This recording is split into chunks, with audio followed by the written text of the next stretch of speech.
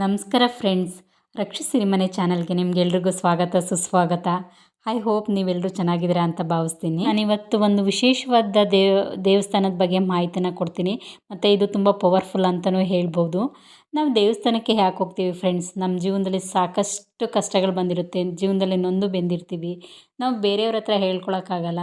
ದೇವ್ರ ಹತ್ರ ಹೋಗಿ ಪ್ರಾರ್ಥನೆ ಮಾಡಿದರೆ ದೇವ್ರು ನಮಗೆ ಕಷ್ಟನ ತೀರಿಸ್ತಾರೆ ಅಂತ ಹೇಳ್ಬಿಟ್ಟು ನಾವು ದೇವಸ್ಥಾನಕ್ಕೆ ಹೋಗಿ ದೇವ್ರನ್ನ ಬೇಡ್ತೀವಿ. ಮತ್ತು ನಾವು ಸಾಮಾನ್ಯವಾಗಿ ದೇವರಲ್ಲಿ ಹರಕೆನ ಕಟ್ಕೊಳ್ತೀವಿ. ನಮ್ಮ ಕಷ್ಟ ತೀರಿದ ಮೇಲೆ ನಾವು ಹಣದ ರೂಪದಲ್ಲೋ ಚಿನ್ನದ ರೂಪದಲ್ಲೋ ಯಾವುದೋ ಒಂದು ರೂಪದಲ್ಲಿ ನಿಮಗೆ ಹರಕೆನ ತೀರಿಸ್ತೀವಿ ಅಂತ ಕೇಳ್ಕೊಳ್ತೀವಿ. ಆದರೆ ನಾನು ಇವತ್ತು ಹೇಳ್ತಿರೋ ದೇವಸ್ಥಾನದಲ್ಲಿ ಚಿನ್ನ ಆಗಲಿ, ಹಣ ಆಗಲಿ, ಒಡವೆ ಆಗಲಿ ದೇವರು ನಿರೀಕ್ಷೆ ಮಾಡಲ್ಲ. ಈ ದೇವಸ್ಥಾನಕ್ಕೆ ನಾವು ಹರಕೆನ ಮಣ್ಣಿನ ಗೊಂಬೆಗಳ ರೂಪದಲ್ಲಿ ಕೊಡಬೇಕಾಗತ್ತೆ. ಈ ವಿಶೇಷವಾದ ದೇವಸ್ಥಾನದ ಹೆಸರು ಶ್ರೀ ಸೂರ್ಯ ಸದಾಶಿವರುದ್ರ ದೇವಸ್ಥಾನ. ಸಾಮಾನ್ಯವಾಗಿ ದೇವಸ್ಥಾನದ ಹೆಸರು ಜನಗಳ ಬಾಯಲ್ಲಿ ಸೂರ್ಯ ದೇವಸ್ಥಾನ ಅಂತಲೇ ಫೇಮಸ್ ಆಗಿದೆ. ಧರ್ಮಸ್ಥಳಕ್ಕೆ ಬರುವ ಯಾತ್ರಾರ್ಥಿಗಳು ಸಾಮಾನ್ಯವಾಗಿ ಈ ದೇವಸ್ಥಾನಕ್ಕೆ ಬರ್ತಾರೆ. ಈ ದೇವಸ್ಥಾನ ಧರ್ಮಸ್ಥಳದಿಂದ 13 ಕಿಲೋಮೀಟರ್ ದೂರದಲ್ಲಿದೆ. ಧರ್ಮಸ್ಥಳದಿಂದ ಪ್ರೈವೇಟ್ ವೆಹಿಕಲ್ಗಳು ಈ ದೇವಸ್ಥಾನಕ್ಕೆ ಹೋಗ್ತವೆ. ಇಲ್ಲಿ ಈ ದೇವಸ್ಥಾನಕ್ಕೆ ಹೋಗ್ಲಿಕ್ಕೆ ಒಬ್ರಿಗೆ 100 ರೂಪೀಸ್ ತೊಗೊಳ್ತಾರೆ. ಅಲ್ಲಿ ಕರ್ಕೊಂಡು ಹೋಗಿ ಮತ್ತೆ ವಾಪಸ್ ಧರ್ಮಸ್ಥಳಕ್ಕೆ ಕರ್ಕೊಂಡು ಬಂದುಬಿಡ್ತಾರೆ. ಮತ್ತು ನಿಮಗೆ ದೇವ್ರ ದರ್ಶನ ಮಾಡಲಿಕ್ಕೆ ಒಂದು 10 ರಿಂದ 15 ನಿಮಿಷ ಟೈಮ್ ಕೊಡ್ತಾರೆ. ಈ ದೇವಸ್ಥಾನದ ಕಂಪ್ಲೀಟ್ ಅಡ್ರೆಸ್ನ ನಾನು ಡಿಸ್ಕ್ರಿಪ್ಷನಲ್ಲಿ ಹಾಕಿರ್ತೀನಿ, ನೀವು ಚೆಕ್ ಮಾಡ್ಬೋದು.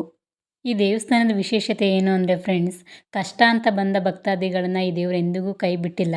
ಮತ್ತು ಭಕ್ತರ ಕಷ್ಟಗಳ ತೀರಿದ ಮೇಲೆ ಇಲ್ಲಿ ಹರಕೆನ ತೀರ್ಸೋದು ಕೂಡ ತುಂಬ ಸುಲಭ ಆಗಿದೆ.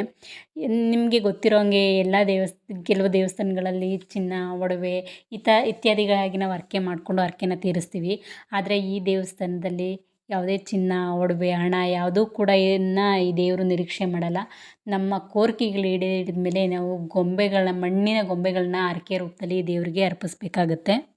ಫಾರ್ ಎಕ್ಸಾಂಪಲ್ ಹೇಳೋದಾದರೆ, ಈಗ ಆರೋಗ್ಯದ ಸಮಸ್ಯೆಗೆ ಬಂದರೆ ನಾವು ನಿಮಗೆ ಕಿಡ್ನಿಲಿ ಏನೋ ಪ್ರಾಬ್ಲಮ್ ಇರುತ್ತೆ, ಅಥವಾ ಹೃದಯಕ್ಕೆ ಸಂಬಂಧಪಟ್ಟಂಥ ಕಾಯಿಲೆಗಳಿದ್ದಾಗ ನೀವು, ಅಥವಾ ನಿಮ್ಮ ಕೈ ಕಾಲಿಗೆ ಏನೋ ಒಂದು ಪ್ರಾಬ್ಲಮ್ ಇದೆ ಅಂತ ಬಂದು ದೇವರಲ್ಲಿ ಕೇಳಿಕೊಂಡು ನೀವು ಹರಕೆನ ಮಾಡಿಕೊಂಡ್ರೆ, ಫಾರ್ ಎಕ್ಸಾಂಪಲ್ ನಿಮ್ಗೆ ಹೃದಯ ಸಂಬಂಧಿತ ಕಾಯಿಲೆಗಳಿದ್ದರೆ ನೀವು ಮಣ್ಣಿನಿಂದ ಮಾಡಿದಂಥ ಹಾರ್ಟನ್ನ ದೇವರಿಗೆ ಹರಕೆಯಾಗಿ ಕೊಡಬೇಕಾಗುತ್ತೆ.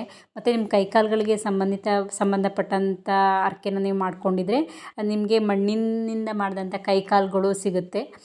ಅದನ್ನು ನೀವು ದೇವರಿಗೆ ಹರಕೆ ರೂಪದಲ್ಲಿ ಕೊಡಬೇಕಾಗುತ್ತೆ. ನಾನಿದು ಎರಡು ಎಕ್ಸಾಂಪಲ್ ಹೇಳ್ತಾ ಇದ್ದೀನಿ ಅಷ್ಟೇ.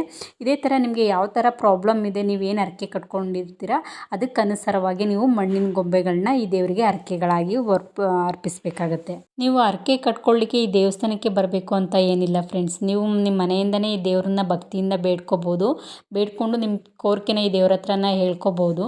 ನಿಮ್ಮ ಕೋರಿಕೆಗಳು ಈಡೇರಿದ ಮೇಲೆ ನೀವು ಇಲ್ಲಿಗೆ ಬಂದು ಮಣ್ಣಿನ ಗೊಂಬೆಗಳ ರೂಪದಲ್ಲಿ ಹರಕೆನ ಇಲ್ಲಿ ತೀರಿಸಬೇಕಾಗತ್ತೆ. ಇಲ್ಲಿ ತುಂಬ ಜನ ಬೇಡ್ಕೊಳ್ಳೋದು ಅವ್ರ ಸ್ವಂತ ಮನೆ ಕಟ್ಟಬೇಕು, ಮತ್ತು ಮದುವೆ ಆಗಿಲ್ಲ ಅಂದರೆ ಮದುವೆ ಆಗಬೇಕು ಅಂತ ಹೇಳ್ಬಿಟ್ಟು, ಮತ್ತು ಸಂತಾನ ಇಲ್ಲದವ್ರಿಗೆ ಸಂತಾನ ಭಾಗ್ಯ ಬೇಕು ಅಂತ ಹೇಳ್ತಾರೆ.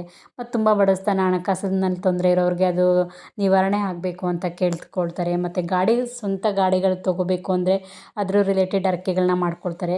ಹೀಗೆ ನಿಮ್ಮ ಕೋರಿಕೆಗಳಿಗೆ ತಕ್ಕನಾಗೆ ನೀವು ಹರಕೆ ಕಟ್ಕೊಂಡು ನಿಮ್ಮ ಕೋರಿಕೆಗಳು ಈಡೇರಿದ ಮೇಲೆ ಮಣ್ಣಿನ ಗೊಂಬೆ ರೂಪದಲ್ಲಿ ನೀವು ಹರಕೆಗಳನ್ನ ತೀರಿಸಬೇಕಾಗತ್ತೆ. ಮತ್ತು ಇನ್ನೊಂದು ಇನ್ಫಾರ್ಮೇಷನ್ ಫ್ರೆಂಡ್ಸ್, ಈ ಮಣ್ಣಿನ ಗೊಂಬೆಗಳನ್ನ ನೀವು ಹೊರಗಡೆಯಿಂದ ತರೋ ಹೋಗಿಲ್ಲ, ದೇವಸ್ಥಾನದಲ್ಲೇ ಮಣ್ಣಿನ ಗೊಂಬೆಗಳು ಸಿಗುತ್ತೆ. ನೀವು ರಶೀದಿನ ಮಾಡಿಸಿ ನಿಮ್ದೇನು ಹರಕೆ ಇದೆ ಅದನ್ನು ಹೇಳಿದರೆ ಅವರು ಅದೇ ಥರದ ಮಣ್ಣಿನ ಗೊಂಬೆಗಳನ್ನ ಕೊಡ್ತಾರೆ. ಮತ್ತು ಅದ್ರ ಜೊತೆಗೆ ಒಂದು ತಟ್ಟೆನಲ್ಲಿ ನಿಮಗೆ ಅಕ್ಕಿ, ಕಾಯಿ, ಬೆಲ್ಲ ಈ ಥರದ್ದು ಅದಕ್ಕೂ ಸಪ್ರೇಟ್ ರಸೀದಿ ಮಾಡಿಸ್ಬೇಕು. ಅದನ್ನೆಲ್ಲ ಕೊಡ್ತಾರೆ. ನೀವು ಅದ್ರ ಜೊತೆಗೆ ಅಕ್ಕಿ, ಕಾಯಿ ಜೊತೆಗೆ ನೀವು ಮಣ್ಣಿನ ಗೊಂಬೆನ ಇಟ್ಟು ದೇವ್ರ ಸನ್ನಿಧಾನಕ್ಕೆ ಹೋಗ್ಬಿಟ್ಟು ನೀವು ನಿಮ್ಮ ಹರಕೆನ ತೀರಿಸಬೇಕಾಗತ್ತೆ. ನಾವೀಗೇನು ನೋಡ್ತಾ ಇದ್ದೀವಲ್ಲ, ಇದು ಮೂಲ ಕ್ಷೇತ್ರ, ಹರಕೆ ಬನ ಅಂತ ಕೂಡ ಹೇಳ್ತಾರೆ. ಇಲ್ಲಿ ಬಂದು ಭಕ್ತಾದಿಗಳು ಅವರ ಕೋರಿಕೆಗಳನ್ನ ದೇವರಲ್ಲಿ ಭಕ್ತಿಯಿಂದ ಕೇಳ್ಕೊಳ್ತಾರೆ. ಇಲ್ಲಿ ಬಂದು ಕೇಳೋಂಥ ಕೋರಿಕೆಗಳನ್ನ ದೇವರು ಖಂಡಿತವಾಗಿ ಈಡೇರಿಸ್ತಾರೆ. ಅವ್ರ ಕೋರಿಕೆಗಳು ಈಡೇರಿಸಿದ ಮೇಲೆ ಮಣ್ಣಿನ ಗೊಂಬೆಗಳನ್ನ ಏನು ಹರಕೆ ರೂಪದಲ್ಲಿ ಕೊಡ್ತಾರೋ ಆ ಮಣ್ಣಿನ ಗೊಂಬೆಗಳನ್ನ ಈ ಬನದಲ್ಲಿ ತಂದು ಹಾಕ್ತಾರೆ ಫ್ರೆಂಡ್ಸ್. ನೀವು ಇಲ್ಲಿ ನೋಡ್ತಾ ಇರ್ಬೋದು, ರಾಶಿ ರಾಶಿ ಮಣ್ಣಿನ ಗೊಂಬೆಗಳನ್ನು ಇಲ್ಲಿ ನಾವು ನೋಡ್ಬೋದು. ಆ್ಯಕ್ಚುಲಿ ಇಲ್ಲಿ ವಿಡಿಯೋ ಮಾಡ್ಲಿಕ್ಕೆ ಬಿಡಲ್ಲ, ತುಂಬ ರಿಸ್ಟ್ರಿಕ್ಷನ್ ಇದೆ. ಸೊ ನಾವು ಬೈಸ್ಕೊಂಡು ವಿಡಿಯೋ ಮಾಡಿದ್ದಾಯಿತು, ಕಂಪ್ಲೀಟಾಗಿ ತೋರ್ಸೋಕ್ಕಾಗ್ತಿಲ್ಲ. ಅನಾದಿ ಕಾಲದಿಂದಲೂ ಕೂಡ ಹರಕೆಗಳ ರೂಪದಲ್ಲಿ ಬಂದಂಥ ಮಣ್ಣಿನ ಗೊಂಬೆಗಳನ್ನ ಇಲ್ಲಿ ಹಾಕ್ತಾ ಇದ್ದಾರೆ.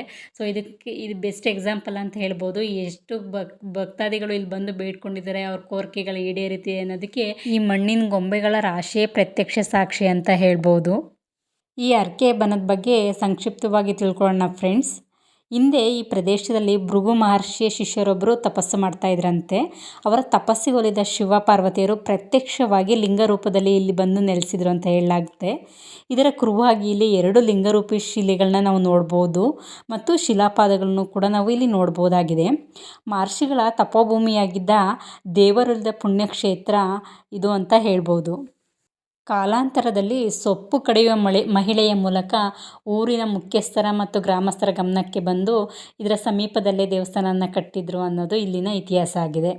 ಇಂದಿಗೂ ಕೂಡ ಲಿಂಗರೂಪಿ ಶಿಲೆಗಳನ್ನು ನಿತ್ಯ ಇಲ್ಲಿ ಪೂಜೆ ಮಾಡಲಾಗುತ್ತದೆ ಮತ್ತು ಭಕ್ತರಿಗೆ ಅರ್ಪಿತವಾದ ಹರಕೆ ಗೊಂಬೆಗಳನ್ನು ಈ ಲಿಂಗಗಳ ಸುತ್ತಲೂ ಕೂಡ ಜೋಡಿಸಲಾಗುತ್ತದೆ.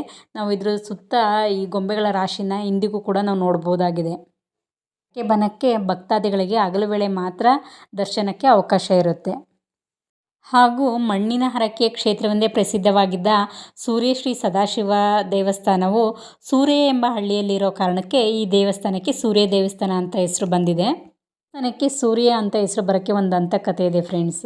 ಹಿಂದೆ ಒಬ್ಬಾಕೆ ತನ್ನ ಮಗ ಸುರೇಯನ ಜೊತೆ ಈ ಪ್ರದೇಶದಲ್ಲಿ ಕಾಡಿಗೆ ಸೊಪ್ಪು ತರೋಕ್ಕೆ ಅಂತ ಬಂದಿರ್ತಾರೆ. ಸೊಪ್ಪು ಕಡಿಯುವಾಗ ಸೊಪ್ಪಿನ ನಡುವೆ ಮರೆಯಾಗಿದ್ದ ಒಂದು ಲಿಂಗರೂಪಿ ಶಿಲೆ ಸಿಗುತ್ತೆ. ಅವರು ಅದನ್ನು ಅವ್ರಿಗೆ ಗೊತ್ತಿಲ್ಲದೆ ಕತ್ತಿಯಿಂದ ಕಟ್ಟಿದಾಗ ಅದರಿಂದ ರಕ್ತ ಚಿಮ್ಮುತ್ತಂತೆ. ಆಗ ಗಾಬರಿಗೊಂಡ ಆಕೆ ತನ್ನ ಮಗನಿಗೆ ಓ ಸುರೇಯೇ ಅಂತ ಕರೀತಾರಂತೆ. ಈ ಘಟನೆಯ ನಂತರ ಈ ಕ್ಷೇತ್ರಕ್ಕೆ ಸೂರ್ಯ ಎಂಬ ಹೆಸರು ಬಂತು ಅಂತ ಹೇಳಲಾಗುತ್ತೆ. ಅದೇ ರೀತಿ ಲಿಂಗರೂಪಿ ಶಿಲೆಗಳನ್ನು ಇಲ್ಲಿ ಪೂಜೆ ಮಾಡಲಾಗುತ್ತೆ ಮತ್ತು ದೇವಾಲಯಗಳನ್ನು ಈ ಲಿಂಗರೂಪದಲ್ಲಿ ನಾವು ನೋಡ್ಬೋದಾಗಿದೆ ಫ್ರೆಂಡ್ಸ್. ಆದರೆ ದೇವಸ್ಥಾನದೊಳಗಡೆ ಕ್ಯಾಮ್ರಾ ಅಲೋ ಇರಲಿಲ್ಲ, ಹಾಗಾಗಿ ನಾನು ದೇವಸ್ಥಾನದೊಳಗಡೆ ವಿಡಿಯೋ ಮಾಡೋಕ್ಕಾಗಲಿಲ್ಲ. ನೋಡಿದ್ರಲ್ಲ ಫ್ರೆಂಡ್ಸ್, ಸೂರ್ಯ ಸದಾಶಿವ ದೇವಸ್ಥಾನನ. ಈ ದೇವಸ್ಥಾನ ತುಂಬ ವಿಶೇಷವಾಗಿದೆ. ನಿಮ್ಮ ಜೀವನದಲ್ಲೂ ಕೂಡ ಏನಾದರೂ ಕಷ್ಟದಿಂದ ನೀವು ಬಳಲ್ತಾ ಇದ್ದರೆ, ನಿಮ್ಗೆ ಏನಾದರೂ ಸಮಸ್ಯೆ ಇದ್ದರೆ ನೀವು ಈ ದೇವಸ್ಥಾನಕ್ಕೆ ಬಂದು ಹರಕೆನ ಮಾಡ್ಕೊಳ್ಳಿ. ನಿಮ್ಮ ಕಷ್ಟಗಳು ತೀರುತ್ತೆ. ನೀವು ಕಷ್ಟ ತೀರಿದ ಮೇಲೆ ನೀವು ಮಣ್ಣಿನ ಗೊಂಬೆಗಳ ರೂಪದಲ್ಲಿ ನೀವು ಹರಕೆನ ತೀರಿಸ್ಬೋದಾಗಿದೆ. ನಾನು ಈ ದೇವಸ್ಥಾನದ ಬಗ್ಗೆ ತುಂಬ ಕೇಳಿದ್ದೆ ಫ್ರೆಂಡ್ಸ್, ಬಟ್ ದೇವಸ್ಥಾನಕ್ಕೆ ಬರೋಕ್ಕಾಗಿರಲಿಲ್ಲ. ಈ ಸರಿ ನಾನು ಧರ್ಮಸ್ಥಳಕ್ಕೆ ಭೇಟಿ ನೀಡಿದಾಗ ಈ ದೇವಸ್ಥಾನಕ್ಕೆ ಬಂದು ದೇವರ ದರ್ಶನ ಮಾಡಿದೆ. ನನ್ನ ಮನಸ್ಸಿಗೆ ತುಂಬ ಖುಷಿ ಕೊಡ್ತು. ಹಾಗೆ ನನ್ನ ವೀಕ್ಷಕರಿಗೂ ಕೂಡ ದೇವರು ಒಳ್ಳೇದು ಮಾಡಲಿ ಮತ್ತು ದರ್ಶನ ಮಾಡಬೇಕು. ಯಾರೆಲ್ಲ ಇಲ್ಲಿ ಬಂದು ದೇವ್ರನ್ನ ನೋಡೋಕ್ಕಾಗಲ್ಲ ಅಂಥವ್ರು ಈ ವಿಡಿಯೋ ಮೂಲಕ ದೇವ್ರನ್ನ ನೋಡಿ ದೇವರ ಕೃಪೆಗೆ ಪಾತ್ರರಾಗಲಿ ಅಂತ ಹೇಳ್ಬಿಟ್ಟು ನಾನು ಈ ವಿಡಿಯೋನ ಮಾಡಿದ್ದೀನಿ. ನೀವು ಧರ್ಮಸ್ಥಳ ಯಾತ್ರೆ ಕೈಗೊಂಡಾಗ ಈ ಪುಣ್ಯಕ್ಷೇತ್ರಕ್ಕೂ ಬರ್ಬೋದು. ನಾವು ಧರ್ಮಸ್ಥಳಕ್ಕೆ ಭೇಟಿ ನೀಡಿದಾಗ ಯಾವುದೆಲ್ಲ ಪುಣ್ಯಕ್ಷೇತ್ರಗಳಿಗೆ ಭೇಟಿ ನೀಡ್ಬೋದು ಅಂತ ಹೇಳ್ಬಿಟ್ಟು ಒಂದು ಕಂಪ್ಲೀಟ್ ವಿಡಿಯೋ ಮಾಡಿ ಹಾಕಿದ್ದೀನಿ. ನಾನು ಅದನ್ನು ಲಾಸ್ಟಲ್ಲಿ ಆ ವಿಡಿಯೋದಲ್ಲಿ ಹಾಕ್ತೀನಿ. ಯಾರು ಇನ್ನೂ ನೋಡಿಲ್ಲ ಅಂದರೆ ಆ ವಿಡಿಯೋನ ಕಂಪ್ಲೀಟಾಗಿ ನೋಡಿ.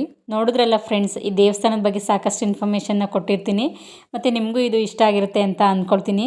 ಈ ವಿಡಿಯೋ ಮೂಲಕ ಸೂರ್ಯ ದೇವರ ದರ್ಶನ ಮಾಡಿದ ನಮ್ಮೆಲ್ರಿಗೂ ಆ ದೇವರ ಆಶೀರ್ವಾದ ಇರಲಿ ಅಂತ ಕೇಳ್ಕೊಳ್ತಾ ಈ ವಿಡಿಯೋನ ಇಲ್ಲಿಗೆ ಎಂಡ್ ಮಾಡ್ತಾ ಇದ್ದೀನಿ. ಈ ವಿಡಿಯೋ ಇಷ್ಟ ಆಗಿ ನಿಮಗೆ ಯೂಸ್ಫುಲ್ ಅನಿಸಿದರೆ ಲೈಕ್ ಮಾಡಿ ಮತ್ತು ಯಾರೆಲ್ಲ ನನ್ನ ಚಾನಲ್ನ ಸಬ್ಸ್ಕ್ರೈಬ್ ಮಾಡದೆ ವಾಚ್ ಮಾಡ್ತಿದ್ದೀರಾ ಪ್ಲೀಸ್ ಚಾನಲ್ನ ಸಬ್ಸ್ಕ್ರೈಬ್ ಮಾಡಿ ವಾಚ್ ಮಾಡಿ. ನನಗೆ ಇದೇ ಥರ ಇನ್ಫಾರ್ಮೇಟಿಕ್ ವೀಡಿಯೋಸ್ನ ನಿಮ್ಮ ಮುಂದೆ ತರಲಿಕ್ಕೆ ಎಂಕರೇಜ್ ಮಾಡ್ದಂಗೆ ಆಗುತ್ತೆ.